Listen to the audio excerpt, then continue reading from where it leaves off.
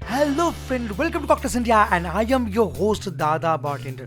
Friends, आज मैंने बनाया ब्लू सिनेमन एंटिक्विटी। अरे फिर से आ गया ये दोनों। अरे मेरा कॉकटेल लूट जाएगा यार। ठीक है, पहले बनाते हैं कॉकटेल को, उसके बाद लिपटते हैं। सिनेमन स्टिक ले लीजिए और उसको बर्न कर लीजिए, तब जाके एक अच्छा फ्लेवर मिलेगा सिनेमन का। उसके साथ दे दीजिए थोड़ा सा सिनेमन पाउडर और सबका प्यारा एंटिक्विटी ब्लू विस्की जो 45 ml, साथ में थोड़ा सा आइस।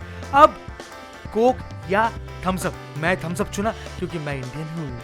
उसके बाद एक सिनेमन स्टिक के साथ सर्व कर दीजिए। ये रहा $1 कॉकटेल। Testing time. आ गए हो टेस्ट। अरे ये दोनों फिर से आ गए यार। झंझट रोज का, ये परेशान हो गया मैं इन दोनों के चक्कर में यार। मैं पी नहीं पाता हूँ यार। ये क्या हो रहा है मेरे साथ? ये बाय बाय भी बोल रहा है।